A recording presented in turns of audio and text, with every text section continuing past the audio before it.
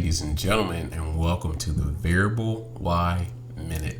Thank you so much for joining me. Of course, I'm your host of Variable Y, and I hope you guys are having a wonderful night tonight. So tonight, we are going to talk about what everybody else is talking about, and that is the NBA boycott. Now, the NBA has decided to do a boycott. It started with the Milwaukee Bucks down in the Orlando bubble, where they're having their playoffs right now. The NBA decided, the players, I guess I should say, decided that they were not going to play a game yesterday. The Milwaukee Bucks decided to protest because a young man in Milwaukee was shot by the police 7 times. And they decided that they were not going to play because they didn't feel like playing a game would bring attention to the issues that are happening in this country. And first, I want to say, I applaud these players, and I've got their back 100% with whatever they do. Now, I'm sure that probably doesn't mean anything with me and this vast amount of followers that I have, but nonetheless, I am still here to support them and support them in any way that they would need us to support them. Now, before the bubble started and there was talk about this, I did have a different opinion to that. My opinion was that the NBA is the league where it's very progressive as far as players and owners working together, because there are only at most 15 people on an NBA roster and there are 30 teams, so that is 450 players, give or take. Because there are only that many players, less than 500, and because there are that many players, and again, the valuable players, the top 10 players, are so valuable, their voices really mean something. They really resonate. And every time the NBA needed to make a change to help the players, especially with Adam Silver as the commissioner, nothing against the late great David Stern. I'm not saying anything against him, trust me, but nothing against him. But I think Adam is way more progressive and way more player friendly than David Stern was. So not that the NBA needed to do anything. So my thought process was, okay, this is the league that is already, God, I hate to say this, but it's already woke. This is the league. The Miami Heat under LeBron James already posted on social media wearing hoodies for Trayvon Martin. They already spoke out against when Eric Garner, after what happened to him, they already wore the shirts "I Can't Breathe." They already ousted an owner. Over some leaked audio tapes. So this wasn't even anything that he did to the detriment of his team that anybody had witnessed. But again, the NBA being progressive as far as its players go, they all got together and they got rid of the owner in a matter of hours, if not days. That is unprecedented, especially in sports. So I didn't think the NBA not playing would really resonate with the rest of the country, because let's be honest, there is a segment of society that doesn't like basketball. There's a segment of society that's like, oh my God, I hate the NBA. Shout out to Bomani Jones, because he personifies it way better than I could. There's a segment of society that is, I hate the NBA guy. And I hate the NBA guy will tell you everything that is wrong about the NBA. They don't play defense, and they don't do it for the team, and oh my God, they all showboat, and only the last 5 minutes you have to watch. Like, we've been hearing this buffoonery for at least 20 years, maybe longer. We've been hearing this. Honestly, I didn't hear it until Michael Jordan retired the second time, because then the NBA style did change, and it did give light to a bunch of people who, quite frankly, used it, and it was just a bunch of veiled racism. And pardon me, guys, normally I like to, play it real close to the vest, but tonight I'm not doing that because tonight I just don't feel that. So I'm just going to keep it real. So, just a lot of thinly veiled racism when it came to the NBA players. They're spoiled, they're entitled, they're a bunch of millionaires, and they should just be happy for what they have.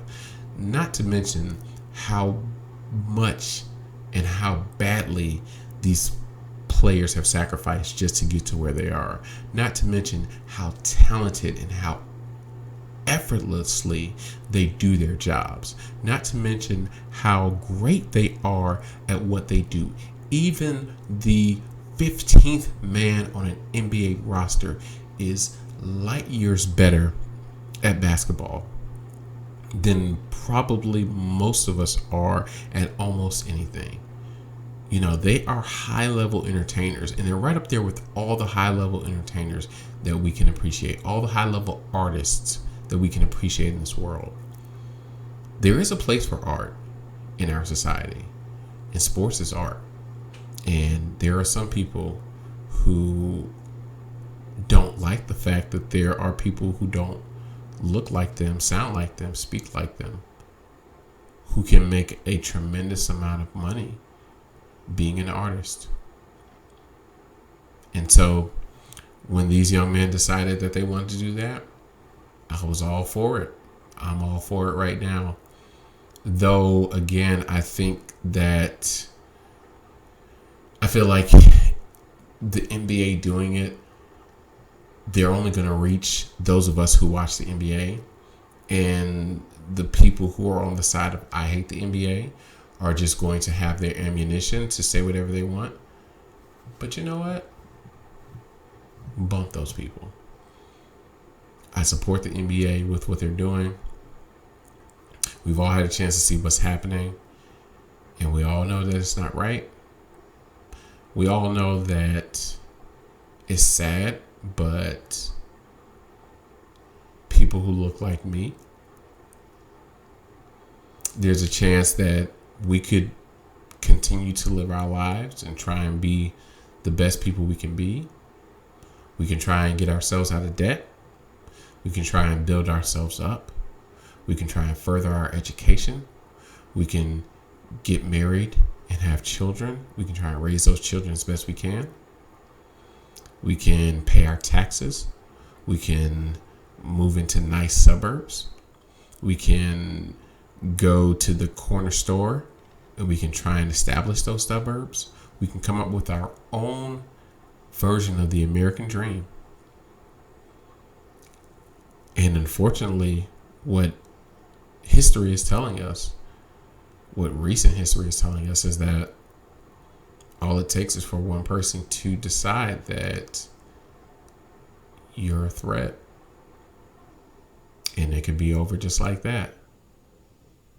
So I applaud these young men for standing up for what they believe in, for using the only platform that they have, for using the only opportunity that they have that some of you would ever listen to them, to tell you, no, this isn't something that stopped happening after the assassination of Dr. Martin Luther King.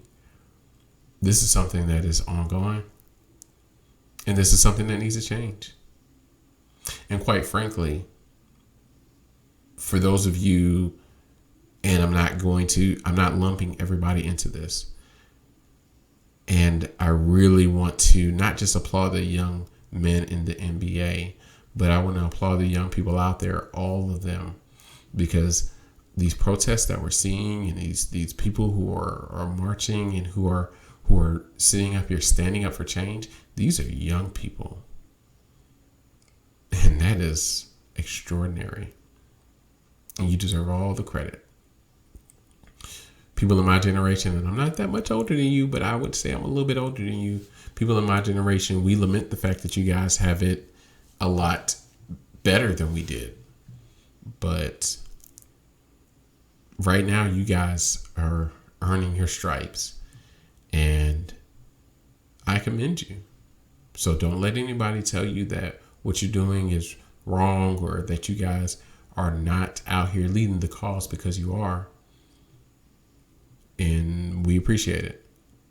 You know, some of us are a little bit longer in the tooth, because really I'm trying to make myself sound old. We're a little bit longer in the tooth, and we choose not to go out there with you guys for a number of different reasons.